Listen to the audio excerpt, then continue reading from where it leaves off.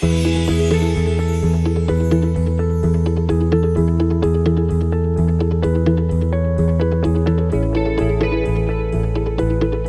afternoon world, and welcome to my YouTube channel. So for today, we're going to talk about some tips, ideas, and strategies on how you can ace the Philippine Nursing Licensure examination, or the PNLE. So guys, before we start, I'd like to take this opportunity to thank the frontliners for their continuous effort in saving lives against COVID-19. So to our dear frontliners, thank you ever so much. So guys, just to share a bit about myself, my name is John, and I took my nursing licensure examination in the Philippines in June 2009. And luckily, I passed. I've been practicing the profession for around 7 years now, from clinical research to stroke nursing and then to critical care nursing. So guys, just so you know, I'll be dividing this vlog into two parts. Part 1 will be the tips and strategies pre-board exam or before you take the board exam, and then the second part will be the intra-board exam or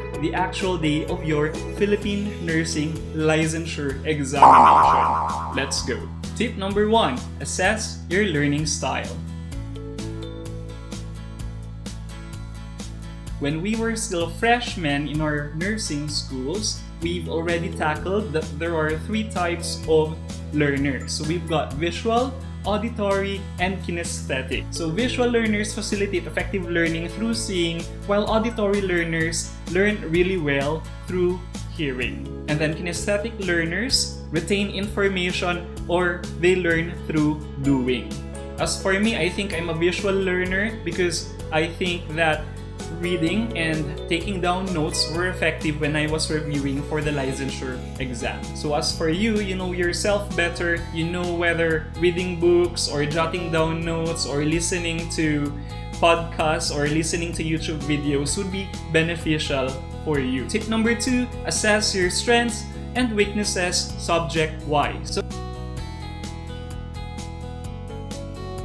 So when we were still students, we know that we've got a wide array of nursing subjects or nursing concepts, from medical surgical nursing to community nursing to psychiatric nursing. We know that each one of us is unique and we've got our own strengths and weaknesses. Be sure to identify your weakest point and then allocate some time to study or to read or to familiarize yourself with that concept. For instance, if you feel that your weakness is obstetric nursing, and then allocate some time, spend some time finding resources or reading materials about maternal and child care. So that way, you'll be able to familiarize that concept more, and then gradually it would become your strength as well. Tip number 3, study, study, and study.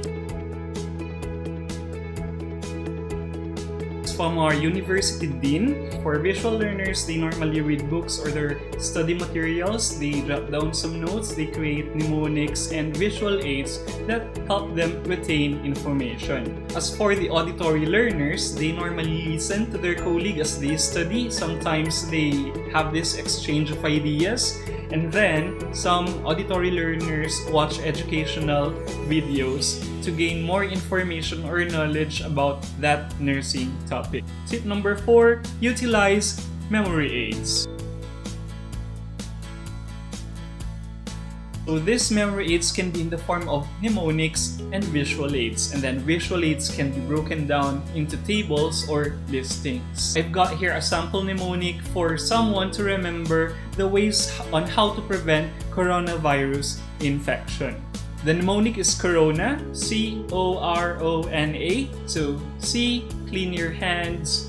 O, off from crowds or gathering. R, raise your immunity. Another O, only seek to wear mask, which isn't quite applicable in some areas or some countries because some areas now encourage the use of a face shield. N, no to shake hands. And A, apply sanitizer. So using these mnemonics can help facilitate information retention. Another mnemonic I'd like to share to you is CATS, which helps in the recognition of the signs and symptoms of hypocalcemia. So what does CATS stand for? C for convulsion, A for arrhythmia, T for tetany, and S for stridor and or spasm.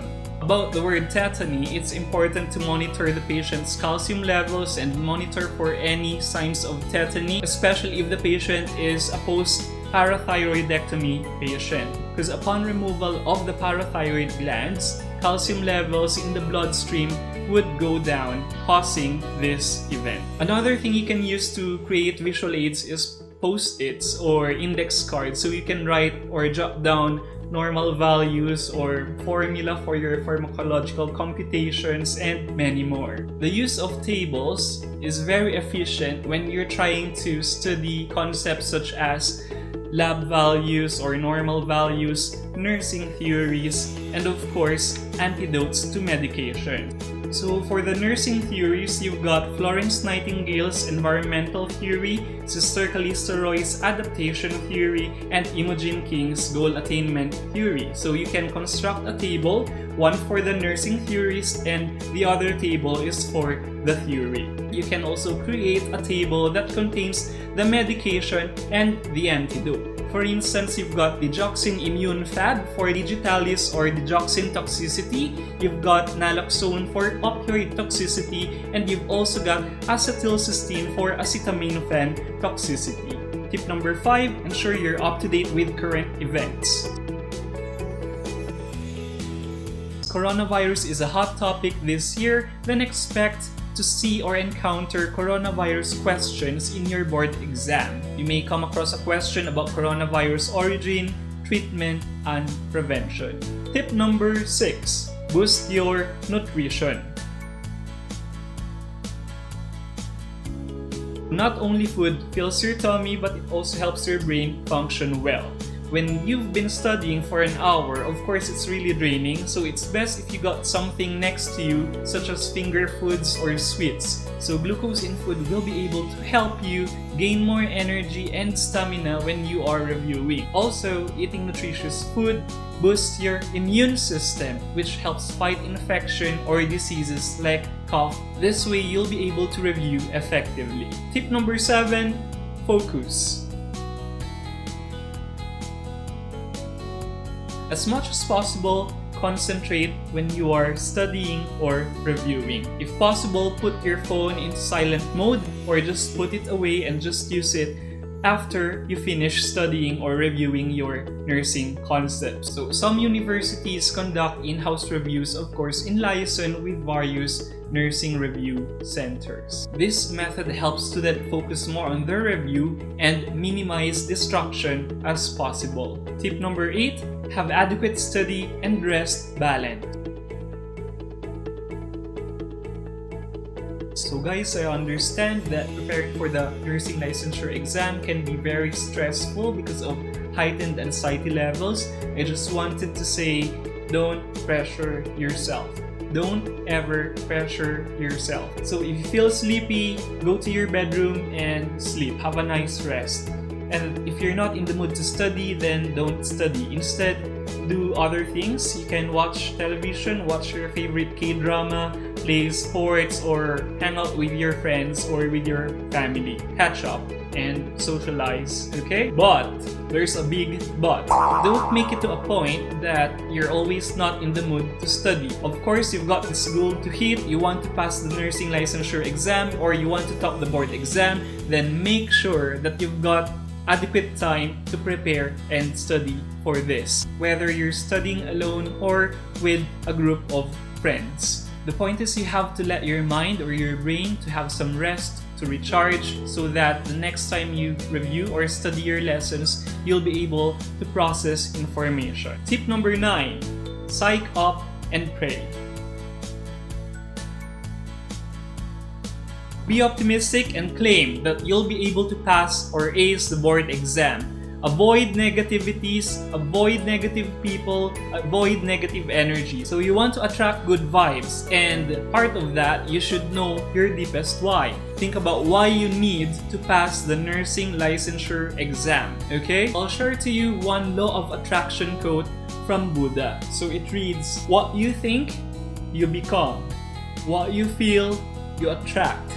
What you imagine, you create. believe in yourself and believe that you can do it.